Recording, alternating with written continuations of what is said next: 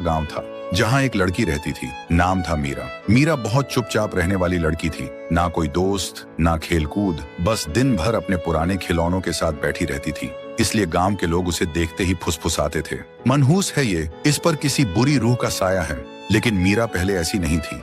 वह एक वक्त पर बहुत हंसी खुशी रहने वाली लड़की थी। उसके पापा गांव के सबसे प्यारे आदमी थे। हर शाम काम से लौटते वक्त वह मीरा के लिए खिलौने लेकर आते थे और फिर दोनों मिलकर देर तक खेला करते थे। लेकिन एक रात पापा काम से घर वापस नहीं आए। मीरा और माँ दरवाजे पर खड़े बस उनका रास्ता ताकते रहे। फिर सुबह पता चला उनकी लाश रास्ते के किनारे पड़ी थी। ना कोई चोट, ना एक्सीडेंट, बस उनकी आंखें खुली थी, जैसे मौत से पहले उन्होंने कुछ बुरा देख लिया।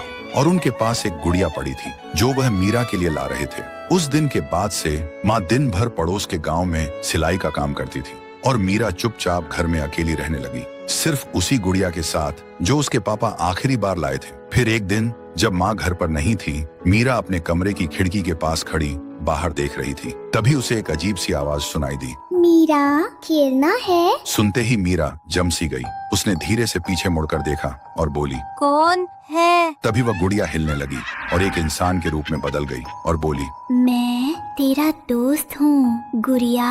सुनते ही मीरा की आंखों में एक अजीब सी चमक आ गई और उस दिन के बाद से मीरा कभी अकेली नहीं रही।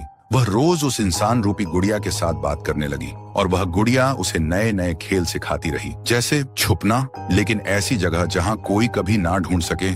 धीरे धीरे मीरा बिल्कुल बदल गई। फिर एक दिन जब माँ मीरा को खाना दे रही थी, तब उसने अपनी माँ से कहा, माँ, मेरे नए दोस्त को भी खाना दो ना। माँ सुनते ही हंस पड़ी। कौन सा दोस्त बेटा? लेकिन मीरा फिर कुछ नहीं बोली, सिर्फ कोने में रखी उस गुड़िया को देखती रही। उसी रात जब माँ सो रही थी, तभी उन्हें रसोई से एक अजीब सी आवाज आई,